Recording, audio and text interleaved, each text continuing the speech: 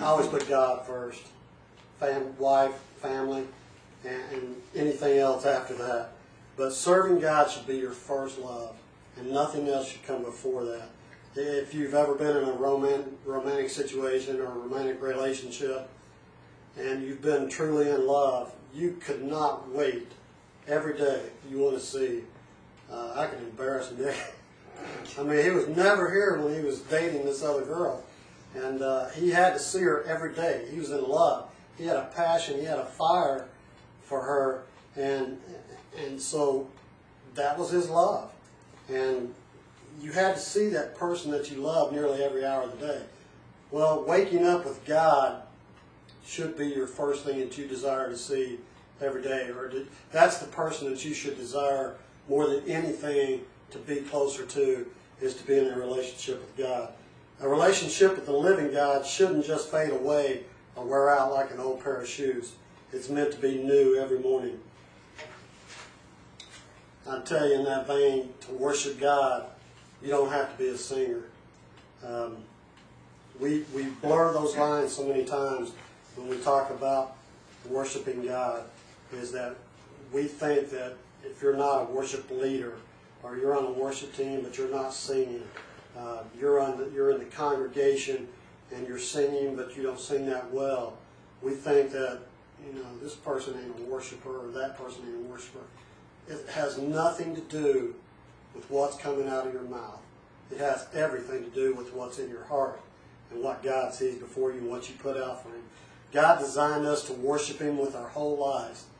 And there's a lot more spiritual habits and things that incorporate worship, and we can build into our lives that help us worship God more deeply. I gave you a sheet a while ago, and it's got a list of 10 items on there.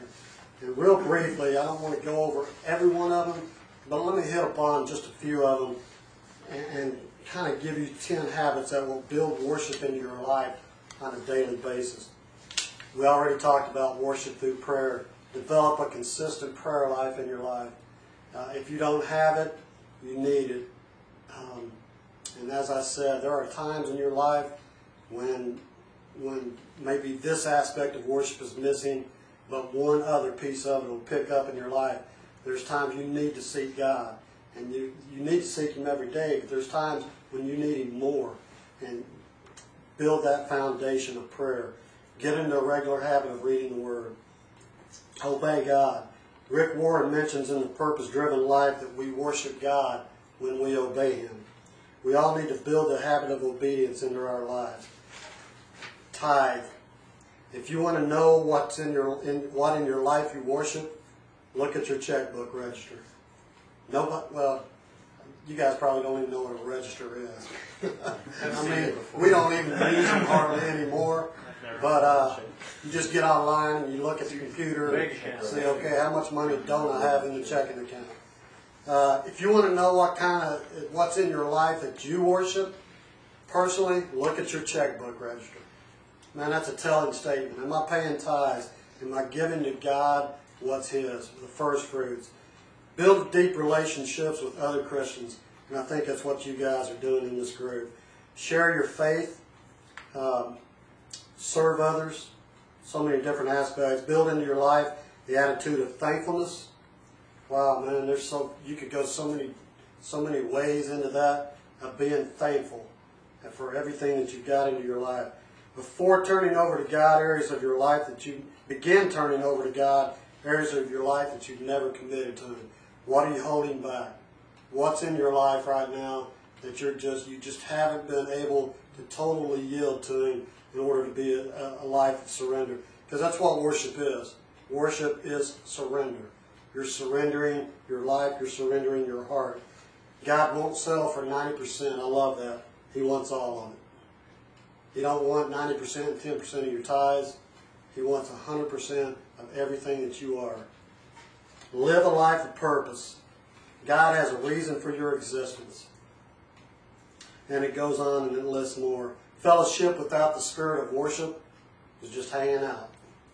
If you don't have that spirit of worship in your lives when you guys get together and you're not developing things within your group that cause you guys to grow deeper in Christ, basically all you're doing is just hanging out.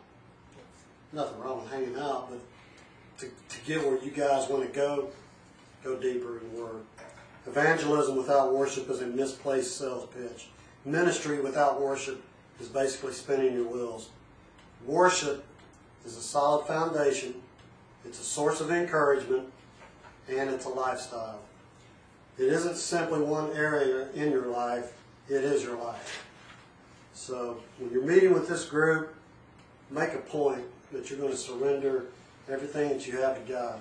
Make a point to begin to build worship into your life.